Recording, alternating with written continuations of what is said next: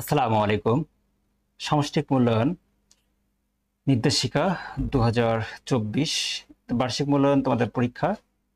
তো বিজ্ঞান সম্পর্কে এখানে বোর্ড কর্তৃক যে প্রশ্ন দেওয়া আছে অষ্টম শ্রেণীর, সেই প্রশ্ন সম্পর্কে আমরা আজকে আলোচনা। তো এখানে শিক্ষকদের জন্য নির্দেশনা, এই বিষয়টা আমরা স্কিপ করব।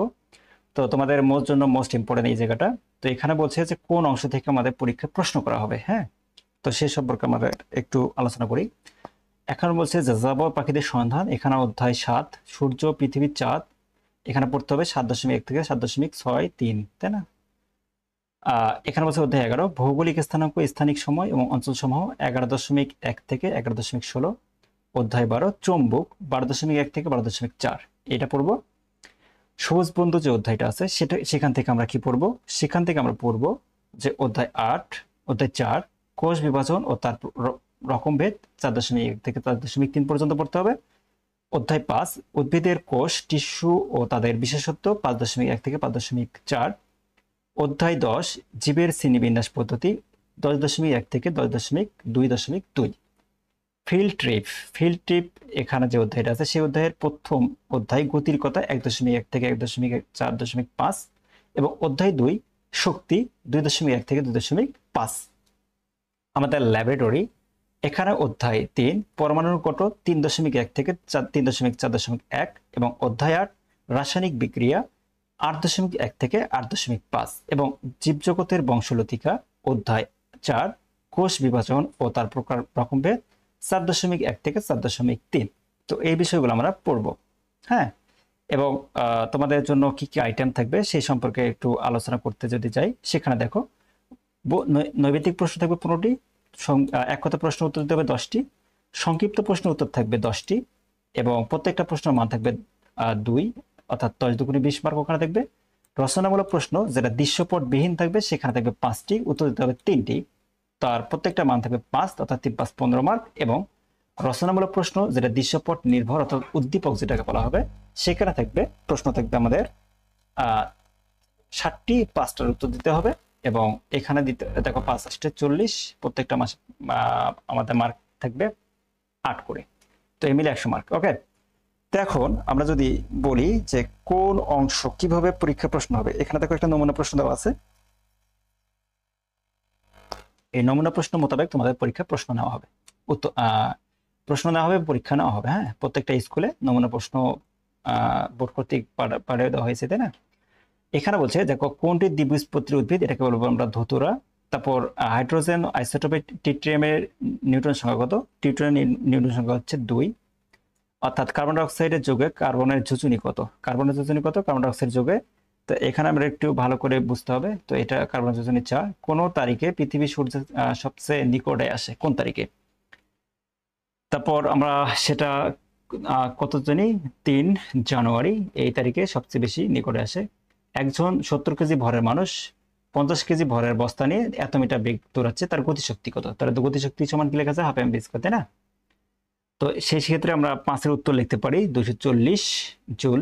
এখানে আমাদের ম্যাগনেসিয়াম এবং হাইড্রোজেন নাইট্রেট নাইট্রিক অ্যাসিড, এখানে বলছে একিউ, অর্থাৎ এখানে জলীয় বাষ্প এটা উৎপাদন হয়েছে এবং গ্যাস উৎপাদন হয়েছে। তো এখানে বলছে যে বিক্রিয়ার আলোকে 5 এবং 6 এবং 7-এর উত্তর দিতে হবে। বিক্রিয়াটি কোন ধরনের বিক্রিয়া, এটা কি ধরনের বিক্রিয়া সেটা আমাদের, এটা সংযোজন, বিয়োজন, প্রতিস্থাপন, প্রশমন। তো আমরা সেটা দেখব। এটা একটা প্রতিস্থাপন বিক্রিয়া, কারণ কি এখানে নাইট্রেট মূলকটা, এখানে এই যে হাইড্রোজেন আছে, হাইড্রোজেনটা এখানে চলে গেছে, অর্থাৎ প্রতিস্থাপিত হয়েছে, এর নাম প্রতিস্থাপন বিক্রিয়া। এবং উৎপন্ন পদার্থ এ সংকেত কোনটি? তাহলে কি উৎপন্ন হয়েছে দেখো, এখানে দেখো ম্যাগনেসিয়াম নাইট্রেট উৎপন্ন হয়েছে, তাই না? Magnesium nitrate. তো ম্যাগনেসিয়াম নাইট্রেট হলে আমরা লিখতে পারি MgNO3 × 2, অর্থাৎ ম্যাগনেসিয়াম নাইট্রেট। অর্থাৎ 18 বলছে মিওসিস কোন বিভাজনের কোন ধাপে একটি মাত্র কোষে দুটি অপত্য কোষ বিভক্ত থাকে? তো তোমাদের এটা অধ্যায় যেটা, সেটা আমরা জানি প্রোফেজ 2 পর্যায়ে, এখানে থাকবে প্রোফেজ 2। তারপর আমাদের একটা কার্ভ দেওয়া আছে, লেখচিত্র দেওয়া আছে। এখানে বলছে যে লেখচিত্র সময়ের সাথে একটি গাড়ির বেগের পরিবর্তন দেখানো হয়েছে, 10 সেকেন্ডে 20 সেকেন্ড পর্যন্ত গাড়ির ত্বরণ এত। তো আমরা যদি এটাকে সেকেন্ডে রূপান্তর করি তাহলে সেক্ষেত্রে আমরা হবে 0। এবং পৃথিবীর কোন অঞ্চলে সূর্যের তাপ প্রবলভাবে পড়ে? তাহলে প্রবলভাবে কোথায় পড়ে? বিষুবীয় অঞ্চলে। তারপর বলছে একক সময়ে কোনো বস্তুর বেগের বৃদ্ধিকে কি বলে? একক সময়ে কোনো বস্তু বেগের বৃদ্ধির হারকে আমরা ত্বরণ বলবো, তাই না? তারপর বলছে বল ও সরণের সম্পর্কিত করে কাজের গাণিতিক বিশ্লেষণ সমীকরণ কোনটি? গাণিতিক বিশ্লেষণ সমীকরণ কোনটি? W সমান FS। W সমান কি? FS। কোন মৌলের দুটি আইসোটোপের নিউক্লিয়াসের কোন মৌলিক কণিকার নাম সমান থাকে, তাহলে কোনটি মৌলিক কণিকা কোথায় সমান থাকে সেটা আমরা জানবো। অর্থাৎ প্রোটনে আমাদের মৌলিক কণিকা সমান থাকে।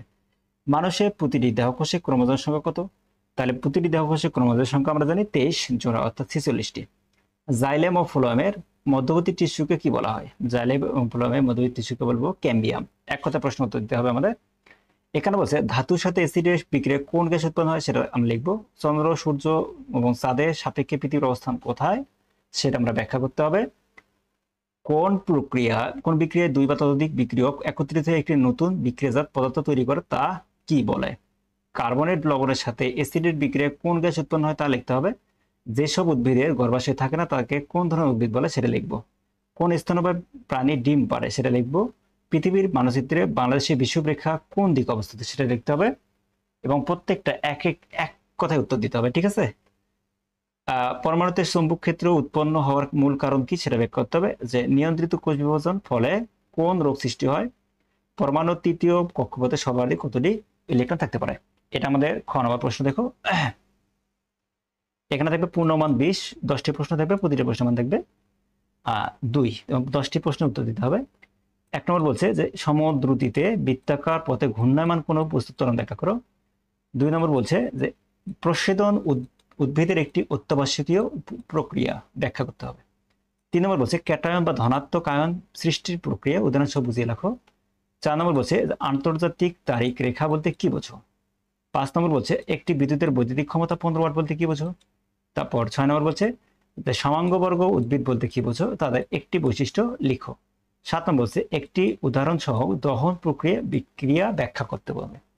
8 নম্বর বলছে যে চিত্র সহ বলয় সূর্যগ্রহণ ব্যাখ্যা করো। পৃথিবী পৃষ্ঠে একক ভরের একটি বস্তুর ওজন এত নিউটন বলতে কি বোঝায়, বুঝিয়ে লিখতে হবে। এবং ধাপের নাম উল্লেখপূর্বক কোষ চক্রের ধারণাই ব্যাখ্যা করতে হবে।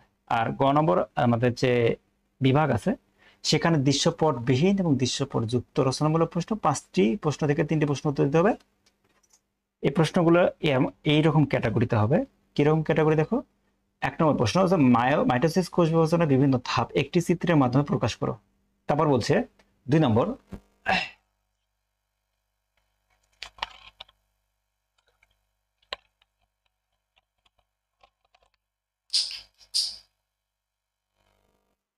পরমাণু ইলেকট্রন বিন্যাসের ক্ষেত্রে 2n² সূত্রের নিয়মাবলী লেখো। এই সূত্রের আলোকে সোডিয়াম 11 পরমাণু ইলেকট্রন বিন্যাস করো।